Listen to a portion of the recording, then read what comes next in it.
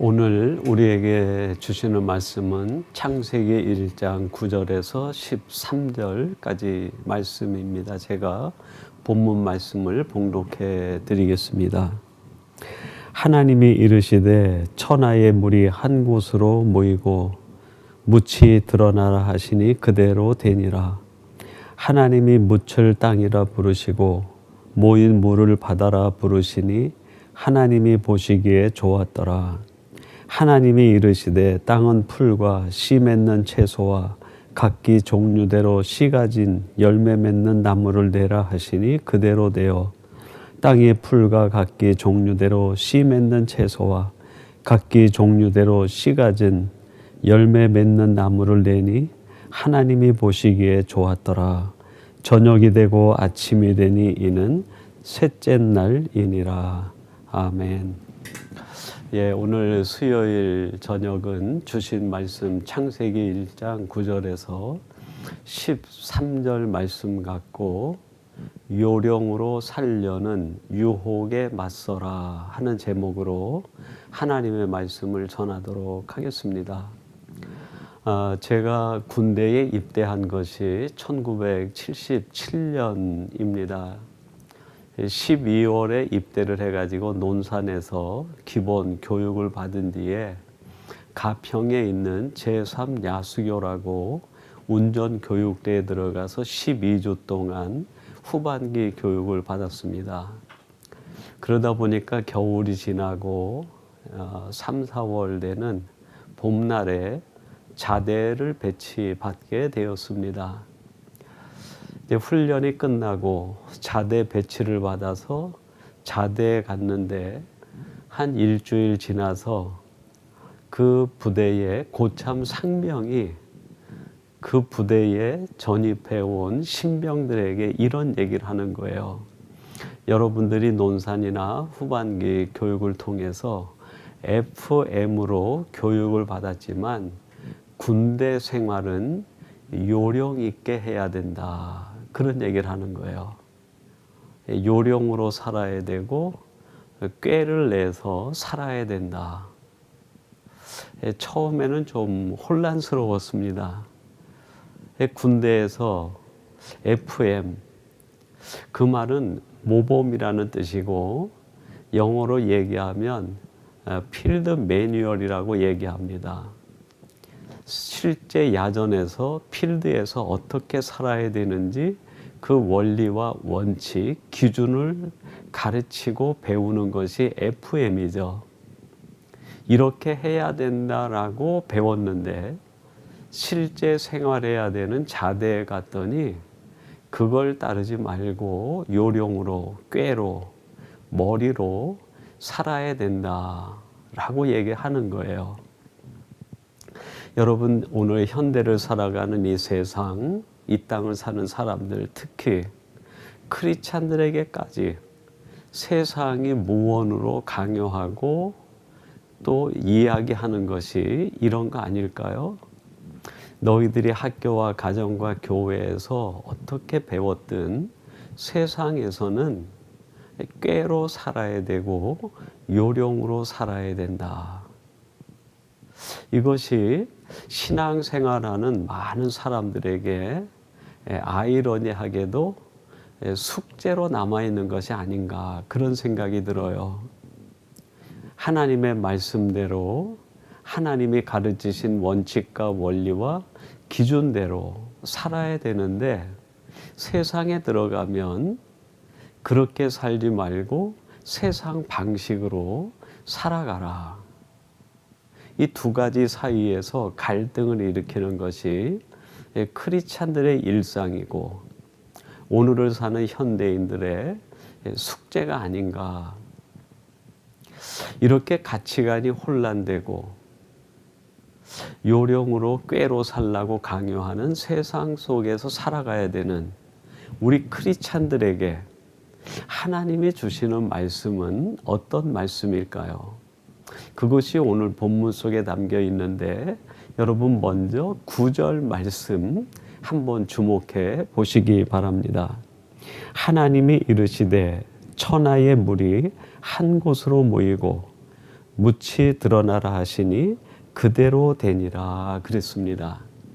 그대로 되니라 무슨 뜻일까요? 말씀대로 했더니 말씀 그대로 되었다는 거예요. 다른 말로 얘기하면 말씀대로 살아라. 세상은 우리에게 요령과 꾀로 살아라 그렇게 얘기하지만 하나님은 처음부터 끝까지 한결같이 말씀대로 살고 내가 너희들에게 가르쳐준 기준과 원칙과 원리를 따라 살아가라. 이게 하나님의 교훈이에요. 오늘 말씀은 계속 더 이어집니다. 11절 말씀 한번 주목해 보세요. 이렇게 말씀합니다. 하나님이 이르시되 땅은 풀과 씨 맺는 채소와 각기 종류대로 씨 가진 열매 맺는 나무를 내라 하시니 그대로 되어라고 말합니다. 땅은 하나님이 말씀하시니 그 말씀하신 대로 열매 맺는 것과 씨 가진 나무대로 성장하고 자라나고 나타나게 됐다는 거예요. 9절에서 그대로 되었다라고 하셨는데 11절에 또 한 번 그대로 되니라 라고 말씀합니다. 11절에 그대로 된다라고 하는 말은 강조의 의미예요. 너희들이 세상에서 어떤 이야기를 듣든 세상이 너희들에게 어떤 걸 가르치든 그 가르침에 따르지 말고 내가 너에게 말하는 말씀대로 내가 너희들에게 가르쳐준 기준과 원칙과 원리대로 살아가는 것 이거를 포기하지 말라. 어떤 상황, 어떤 경우를 만나더라도 이걸 포기하지 말라는 거예요. 재차 강조하시는 아버지의 말씀이고 우리에게 주시는 메시지죠. 이걸로 끝일까요? 아닙니다. 여러분 12절 말씀 한 번 더 주목해 보세요. 땅의 풀과 각기 종류대로 씨 맺는 채소와 각기 종류대로 씨 가진 열매 맺는 나무를 내니 하나님이 보시기에 좋았더라. 12절의 의미가 뭡니까? 그렇게 말씀대로 하나님의 원칙과 원리와 기준대로 했더니 하나님이 보시기에 너무 좋았다는 거예요. 그래, 그게 참 잘한 거야. 그런 뜻이죠. 하나님이 긍정하는 인생, 하나님이 칭찬하는 사람이 되었다는 거예요. 여러분, 우리들이 세상에서 무슨 이야기를 듣든 세상 사람들이 지금 이 시대에 어떤 논리, 어떤 기준과 원칙을 가지고 살아가든 거기에 마음을 빼앗기지 마시고 하나님이 우리에게 창조적 원리를 따라 주신 메시지, 말씀대로 내가 너에게 가르쳐준 기준과 원칙과 원리대로 살아가라. 이것이 옳고 이것이 내가 긍정하는 삶이고 이것이야말로 내가 칭찬하는 인생을 살아가는 비결이라고 말씀하신 이 원리를 포기하지 않는 복된 성도들이 되시기를 바랍니다. 그럼에도 불구하고 이 땅을 살아가는 많은 크리스찬들이 하나님이 주신 이 말씀에 담아놓은 이 원리와 기준과 원칙을 쫓아 살지 않아요. 이거를 따르지 않고 무엇을 따라 삽니까? 요령으로 살려고 하고 꾀로 살려고 하고 머리로만 살아가려고 해요. 그러면 이렇게 살아가려고 할 때 요령을 따르는 삶에 뒤따르는 것이 뭘까요? 두려움이 찾아오게 됩니다. 여러분 창세기 3장 10절 말씀 한번 주목해 보시죠.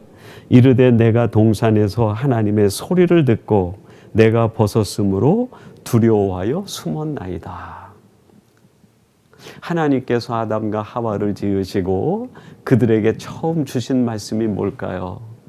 얘들아, 너희들이 앞으로 살아갈 때 누가 너희를 유혹하고 누가 너희들의 마음을 훔쳐가려고 할지라도 내가 너희들에게 준 이 원리, 말씀을 따라 살아가고 이 말씀 속에 있는 기준과 원칙과 논리를 따라 살아가는 것을 포기하지 말라 당부해 주셨는데 사탄의 유혹에 그것을 빼앗기고 요령과 꾀를 쫓아가게 돼요.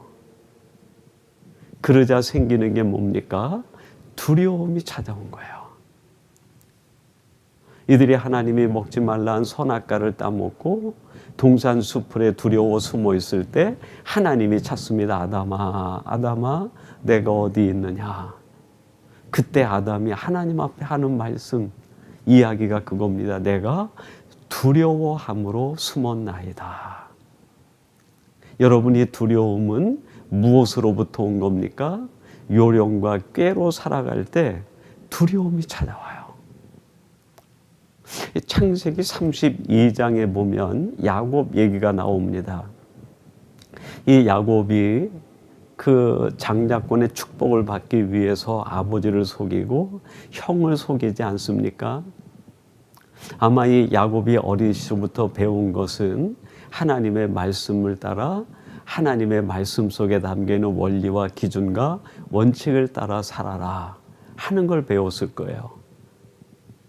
그러나 그 장자권을 차지하기 위해서 그가 선택한 건 뭡니까? 꾀를 선택하고 속임을 선택하고 요령을 선택합니다. 결국 이 일 때문에 야곱이 가족들과 함께 살지 못하고 그 외삼촌 집인 밧담 아람에 내려가서 20년 동안 살게 돼요. 그 20년 사는 동안에 그는 요령과 꾀를 쫓아 살면서 큰 부를 이루었습니다. 자기 말 따나 두 떼를 이루는 엄청난 재산과 풍요를 누리게 된 거예요. 그가 집으로 돌아오는데 집으로 돌아오는 걸음이 가까워지면 가까워질수록 그의 마음속에 점점 커지는 것이 있었어요. 그게 뭘까요? 두려움이었어요. 두려움. 그것에 대한 말씀이 창세기 32장 7절 말씀에 나옵니다. 야곱이 심히 두렵고 답답하여 자기와 함께한 동행자와 양과 소와 낙타를 두 떼로 나누고. 여러분, 집이 가까워오면 가까울수록 마음이 편해지고 자유해지고 기쁨이 넘치고 설레임이 넘쳐야 되는 거 아닙니까? 근데 이상하게 이 야곱은 집이 가까워지면 가까워질수록 점점 두려움이 커지고 심히 답답하여 견딜 수 없게 된 거예요. 도대체 무엇이 이 야곱의 마음을 이렇게 두려움에 떨게 한 것일까요? 그가 20년 전에 했던 자기 꾀를 쫓고 요령으로 살고 자기 머리로 속임을 베풀므로 인하여 20년 동안 잊어버렸다 생각되었던 것들이 자기의 삶의 결과가 지금은 두려움으로 배가가 되어 찾아오고 만 거예요. 여러분, 우리가 요령으로 살고 꾀로 산 것은 지나가지 않습니다. 없어지지 않아요. 그것은 반드시 우리에게 언젠가 두려움의 대가를 지불하게 하고 불안의 대가를 지불하게 하고 거기에 맞는 대가를 지불하게 만드는 무서운 도구로 살아남게 있게 됩니다. 여러분, 우리들은 이런 뜻에서 어떤 경우에도 우리가 살아가는 삶의 현장에서 요령과 꾀로 살아서는 안 되겠습니다. 내 머리를 의존하기보다는 가슴으로 살아야 되고 꾀로 살기보다는 지혜로 살아야 되고 요령으로 살기보다는 하나님의 말씀의 원칙을 쫓아 살아가는 사람이 돼야 될 겁니다. 그러면 여러분, 이렇게 세상이 요령과 꾀로 살라고 유혹하는 그 유혹을 뿌리치고 말씀을 따라 하나님의 말씀 속에 담아 놓으신 기준과 원칙과 원리를 쫓아 살아갈 때 어떤 일이 우리에게 일어날까요? 여러분, 말씀을 쫓아 살아가면 당당해집니다. 사도행전 4장 19절 말씀에 보면 베드로 이야기가 나오는데 이렇게 기록합니다. 베드로와 요한이 대답하여 이르되 하나님 앞에서 너희의 말을 듣는 것이 하나님의 말씀을 듣는 것보다 옳은가 판단하라. 베드로를 위한 제자들과 120명의 성도들이 마가의 다락방에서 기도할 때 성령의 충만함을 받습니다. 그 성령의 충만함을 받음과 동시에 예수님께서 그동안 제자들에게 하셨던 그 모든 말씀들이 다 살아난 거예요. 말씀이 살아났다는 건 뭡니까? 그 말씀을 쫓아 내가 어떤 생각을 해야 되고, 그 말씀을 따라 내가 어떤 마음을 가져야 되고, 그 말씀을 쫓아 내가 어떻게 살아가야 되는지 삶에 대한 기준과 원칙과 원리가 다 살아났다는 걸 의미하는 거예요. 그 말씀을 통하여 깨달아진 하나님이 자신에게 준 삶의 원리와 원칙과 기준을 쫓아 살아가는 이 베드로와 제자들 앞에 당시 제사장과 서기관들, 바인새들이 와서 유혹을 하고 위협을 합니다. 너희들이 이제 더 이상 이 예루살렘에서 이 공회 앞에서 이 백성들 앞에 예수님을 전하지 말고 하나님의 말씀을 전하지 말라. 그때 이 베드로와 요한이 고백하는 것이 바로 이 사도행전 4장 19절 말씀 아닙니까? 너희들이 한번 생각해보라. 하나님 앞에서 너희의 말을 듣는 것과 하나님의 말씀을 듣고 사는 것 어떤 것이 옳은지 너희들이 판단하라. 당당해지고 담대해진 거예요. 여러분이 베드로와 요한이 불과 2달 전까지만 해도 예수님이 십자가 달려 돌아가시는 그 순간에 얼마나 무기력하게 예수님을 모른다 부인하고 다 배신자가 되어 도망간 사람들입니까? 나약하기 그지없는 사람들, 자기가 한 약속도 번개하며 무기력에 빠진 사람들. 그런데 그 사람들이 어떻게 이렇게 2달 남짓된 시간 안에 당당한 사람, 그 생명의 위협 속에서도 담대한 사람이 될 수 있었을까요?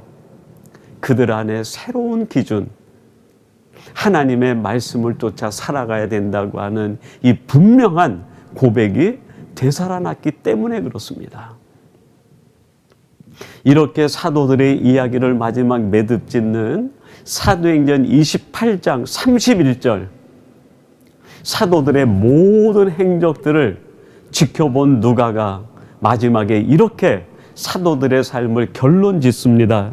사도행전 28장 31절 말씀인데요. 하나님의 나라를 전파하며 주 예수 그리스도에 관한 모든 것을 담대하게 거침없이 가르치더라. 하나님의 말씀을 쫓아 하나님의 말씀 속에 담겨있는 원리와 기준과 논리를 쫓아 살아가는 그 제자들, 세상 앞에 거칠 것이 없고 그들을 노리는 수많은 위협 앞에서 당당한 사람들, 담대한 사람들이 되었다고 고백합니다. 여러분, 우리가 어떻게 이 세상을 수많은 유혹 앞에서도 담대하게 살아갈 수 있을까요? 이 세상의 수많은 위협 속에서 어떻게 하면 우리가 당당한 하나님의 자녀로 살아갈 수 있을까요?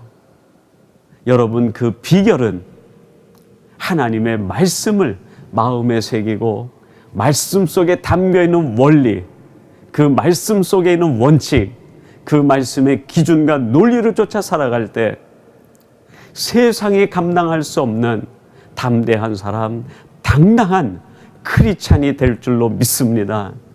이것에 대한 고백이 히브리서 11장 38절엔 이렇게 기록합니다. 이런 사람은 세상이 감당하지 못하느니라. 그들이 광야와 산과 동굴과 토굴에 유리하였느니라. 사도들뿐만이 아니라 초대교회 성도들, 그들은 험한 유혹과 생명의 위협과 가난과 굶주림과 온갖 고통이 있는 그 세상 속에서도 담대한 크리스찬의 길을 갑니다. 당당한 하나님의 자녀로서의 삶을 살아갑니다. 세상이 감당할 수 없는 하나님의 자녀들이 되었습니다. 여러분, 그 놀라운 비결이 어디에 숨어 있었을까요? 그렇습니다. 그들 마음에 품어진 말씀, 그 말씀 속에 있는 기준과 원리와 원칙을 쫓아 살아가는 데 있었던 거예요. 제가 오래전에 들은 이야기 가운데 우리 한국의 속담에 이런 이야기가 있습니다. 담이 높으면 도둑을 부른다 하는 말이 있습니다. 담이 높으면 도둑이 꼬인다는 거예요. 여러분, 이걸 이렇게 패러디해 볼 수 있겠습니다. 우리들이 세상을 살아갈 때 요령과 꾀로 살아가는 것이 점점 많아서 요령의 담이 쌓이고 꾀의 담이 높아지게 되면 그 안에 들어오는 것이 뭘까요? 두려움이 들어와요. 어느새 슬그머니 도둑이 들어와 있는 것처럼 내 마음속에 불안이 자리를 잡게 됩니다. 그래서 많은 재산을 가지고 있어도 이 두려움이 해결이 되지 않는 거예요. 세상에서 내가 많은 것을 쌓고 있어도 이 불안이 떠나질 않는 거예요. 왜 그렇습니까? 요령으로 살고 꾀를 사는 반드시 언젠가 나에게 그 대가를 요구하기 때문에 그렇습니다. 그런데 여러분, 꾀와 요령의 담을 쌓는 것이 아니라 그걸 다 허물어 버리고 말씀의 집을 짓고 그 말씀의 집에 거할 때 그 말씀의 집에는 하나님이 주시는 자유함이 넘치게 됩니다. 하나님이 주시는 평안이 가득하게 됩니다. 하나님만이 주실 수 있는 기쁨이 충만하게 됩니다. 사랑하는 성도 여러분, 이제 앞으로 여러분이 살아가는 인생에 어떻게 보면 지금까지 살아왔던 것보다 더 많은 유혹과 시험과 우리의 요령과 꾀로 살라고 요구하는 세상에 도전이 있을지 모르겠습니다. 그럴 때마다 결단하시고 단호하게 선언하세요. 나는 오직 하나님의 말씀의 집에서 하나님의 내게 주신 말씀을 따라 그 말씀 속에 담겨있는 원리와 원칙과 기준을 쫓아야겠다. 그렇게 결단할 때 여러분 앞에는 적이 무너지고 환란이 바뀌어서 여러분의 인생이 더 높이 올라갈 수 있는 디딤돌이 되고 여러분의 삶 속에는 하나님이 주는 평안과 하나님이 주는 설레임과 기쁨이 충만하게 될 줄로 믿습니다. 오직 말씀을 쫓아 말씀의 원리와 기준을 쫓아 살아가시는 우리 복된 성도들이 되시기를 주님의 이름으로 축원합니다. 우리 같이 기도하겠습니다. 하나님 아버지, 세상은 끊임없이 우리에게 다가와서 요령으로 살라고 하고 꾀로 살고 머리로 살아가라고 이야기합니다. 그럴 때마다 하나님께서는 우리에게 재차 말씀을 쫓아 살아가라고 말씀 속에 담겨있는 창조적 원리, 기준과 원칙을 쫓아 살아가라고 말씀해 주시니 감사합니다. 이제 저들이 살아가는 삶의 현장에서 세상이 우리에게 어떻게 유혹하든 그 유혹에 흔들리지 않게 하시고 하나님의 말씀 속에 담겨있는 원리와 기준을 쫓아 살아감으로 인하여 우리가 살아가는 삶의 자리에 하나님 주시는 평안과 설레임과 기쁨만이 가득한 저희들 되게 해 주옵소서. 예수님의 이름으로 기도하옵나이다. 아멘.